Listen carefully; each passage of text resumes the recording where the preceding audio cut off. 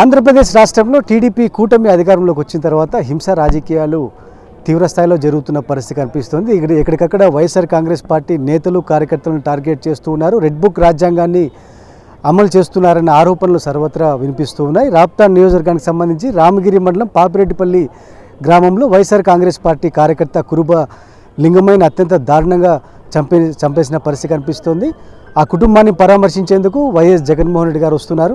మన ముందు మాజీ ఎమ్మెల్సీ వెంపల్లి సతీష్ రెడ్డి గారు ఉన్నారు. ప్రధానంగా సతీష్ గారు ఎట్లా చూస్తారు ఈ మొత్తం టీడీపీ కూటమి అధికారంలోకి వచ్చిన తర్వాత జరుగుతున్న అరాచకాలు కావచ్చు, ఇప్పుడు జరిగిన కురుబ లింగమయ్య హత్యను కావచ్చు, ఏ విధంగా చూస్తారు? అంటే 40 సంవత్సరాల అనుభవం ఉన్న చంద్రబాబు నాయుడు గారు ఎందుకు హింస రాజకీయాల్ని ప్రోత్సహిస్తున్నారన్న అనుమానాలు మీకున్నాయి? ఈరోజు తెలుగుదేశం పార్టీ అవలంబిస్తున్నటువంటి పద్ధతులు చూస్తే ఒక సామెత గుర్తొస్తూ ఉంది. చెప్పేది శ్రీరంగ నీతులు, దూరేది డాష్ డాష్.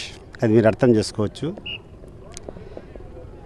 అత్యంత ప్రజాస్వామ్యబద్ధంగా పరిపాలిస్తామని చెప్పేటువంటి చంద్రబాబు నాయుడు గారు ఈరోజు కళ్ళు తెరిచి ఒకసారి చూడాలి ఏం జరుగుతుంది రాష్ట్రంలో.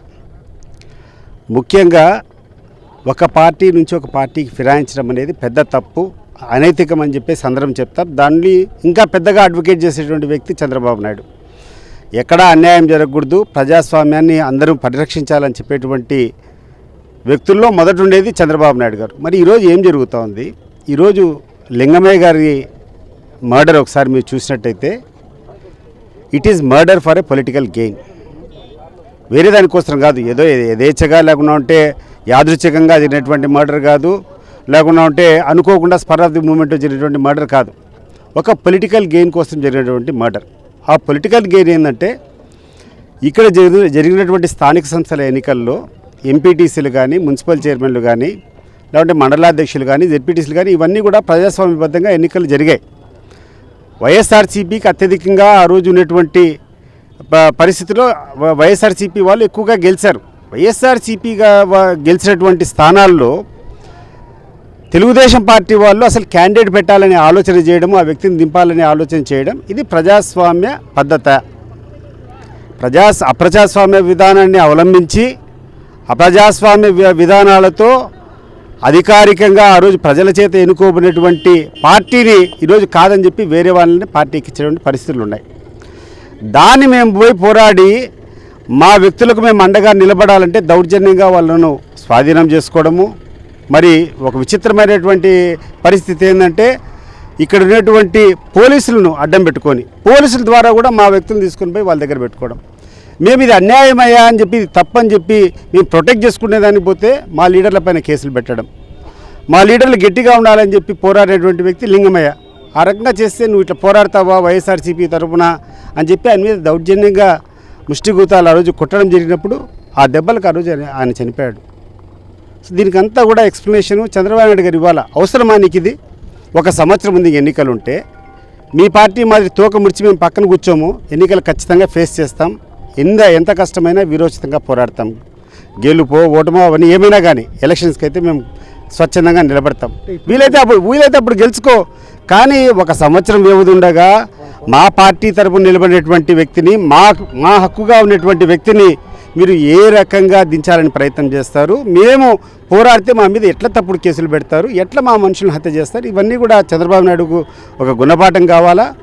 ఈరోజు పెద్ద ఎత్తున ఈ ఉమ్మడి అనంతపురం జిల్లా నుంచి ఎక్కడ చూసినా కూడా ప్రజలందరూ కూడా వస్తున్నారు. జగన్మోహన్ రెడ్డి గారు చేసినటువంటి ఈ కార్యక్రమానికి సాంఘీభావం. ఇప్పుడు జరుగుతున్న ప్రోగ్రాం సంబంధించి జగన్ గారు చూసేందుకు పెద్ద సంఖ్యలో జనం వస్తూ ఉన్నారు. అయితే పోలీసులు ఎక్కడికక్కడ అడ్డుకోవడం, ఆంక్షలు విధించడానికి ఏ విధంగా చూస్తారు? ఇది ఒక విచిత్రమైనటువంటి పరిస్థితి ఉంది. వీళ్ళు భరించలేకున్నారు. జగన్మోహన్ రెడ్డికి జనంలో ఉన్నటువంటి ఆ క్రేజ్ను అది చూసేటువంటి పరిస్థితి వీళ్ళు లేరు. ఎక్కడికక్కడ చెక్ పోస్టులు ఏం అవసరం ఉంది? ఇప్పుడు ఎన్ఎస్ గేట్ ఉంది, చెక్ పోస్టు, ప్రతి ఒక్క నియోజకవర్గంలో అన్నటువంటి లీడర్లందరినీ కూడా దిగ్బంధం చేయడం, మీరు పోకూడదని చెప్పడం, మీరు హౌస్ అరెస్ట్ అని చెప్పడం, ఒక రకమైనటువంటి వైఎస్ఆర్ కాంగ్రెస్ పార్టీ కార్యకర్త ఉంటే భద్రమబ్బా నువ్వు పోతే కానీ నీ మీద కేసులు పెడతామని చెప్పి భయపెట్టించడం అవసరమా? ఇవన్నీ ప్రజాస్వామ్యబద్ధంగా ఒక పార్టీ లీడరు 5 సంవత్సరాల వరకు 5 సంవత్సరాలు ముఖ్యమంత్రిగా చేసేటువంటి వ్యక్తి, 40% ఓటింగ్ వచ్చేటువంటి వ్యక్తి, ఆ వ్యక్తి వస్తూ ఉంటే గౌరవం సూచకంగా లేకుండా ఉంటే ఆయన చేసినటువంటి కార్యక్రమానికి సంఘీభావంగా అనేక మంది వస్తారు. వాళ్ళను కూడా చూసి ఓరవలేనటువంటి పరిస్థితిలో నువ్వు ఉండి ఎక్కడికక్కడ గేట్లు అక్కడ బ్యారికేడ్లు వేసుకొని ఎవరిని రాకూడదని చెప్పి రెస్ట్రిక్ట్ చేయడం ఇది ప్రజాస్వామ్య పద్ధతి కాదు. అయినా కూడా ఈ బ్యారికేడ్లను తెంచుకొని ఏ రకంగా ప్రజలు వస్తారో కూడా మనం చూడబోతాం. అంటే రెడ్ బుక్ రాజ్యాంగం అని లోకేష్ బాహటంగానే చెప్తూ ఉన్నారు. అంటే ఇది ప్రజాస్వామ్యానికే వ్యతిరేకంగా ఉంది. అంటే అరాచక పాలనను రెడ్ బుక్ రాజ్యాంగం ద్వారా అమలు చేస్తున్నామని సాక్షాత్ వాళ్ళే ఒప్పుకుంటున్నారు. కొంతమంది నాయకులు ఈ రాష్ట్రంలో స్థిరంగా నివాసం ఉండవు, ఈ రాష్ట్రంలో పెద్దగా వ్యాపారం ఉండవు, వాళ్ళ యొక్క బతుకు తెరువులు ఉండవు. వాళ్ళు వచ్చి విజిటింగ్ గెస్ట్ అనమాట ఈ రాష్ట్రానికి రావడము, ఈ రాష్ట్రంలో సెంటిమెంట్స్తో ఆడుకోవడము, రెచ్చగొట్టడము, ఎవరన్నా ఇబ్బంది పడితే వెళ్ళిపోవడం. ఎందుకంటే రేపు ఎన్నికల్లో వాళ్ళు ఓడిపోయిన తర్వాత ఇక్కడ ఉండరు, వాళ్ళు ఎక్కడికో వెళ్ళిపోతారు. వీళ్ళు చేసేటువంటి పైశాచిక కార్యక్రమాల వల్ల ఇబ్బంది పడేది స్థానికంగా ఉండేటువంటి లీడర్లు, అది గుర్తుపెట్టుకోవాలా. ఈరోజు లోకేష్ కానీ చంద్రబాబు నాయుడు గారు కానీ మీకైతే Z+ కేటగిరీ ఉంటుంది.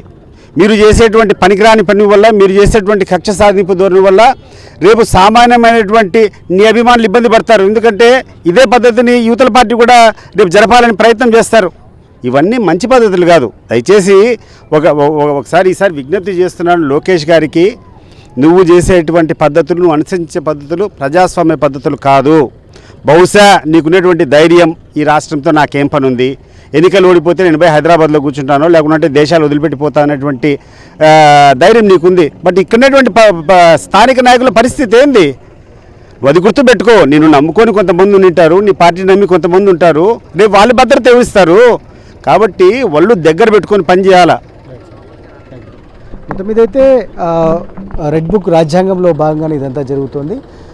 ముమ్మాటికి టీడీపీ కూటమి పెద్దలు చేస్తున్నది తప్పిదమే నేను చాలా స్పష్టంగా వేంపల్లి సతీష్ రెడ్డి గారు ఆరోపిస్తున్న పరిస్థితి, మండిపడుతున్న వాతావరణం కనిపిస్తుంది. ఇప్పుడు జరుగుతున్న హత్యలకు కావచ్చు, లేకపోతే దౌర్జన్యకాండకి, అక్రమ కేసులకు ముఖ్యమంత్రి చంద్రబాబు నాయుడు నైతిక బాధ్యత వహించాలని డిమాండ్ చేస్తున్నారు. మరోవైపున పరామర్శించేందుకు వైఎస్ జగన్మోహన్ రెడ్డి వస్తే మీకెందుకు అంత ఉలికిపాటు, ఎందుకు పోలీసుల ద్వారా అడ్డుకుంటున్నారని ఆయన సూటిగా ప్రశ్నిస్తున్న పరిస్థితి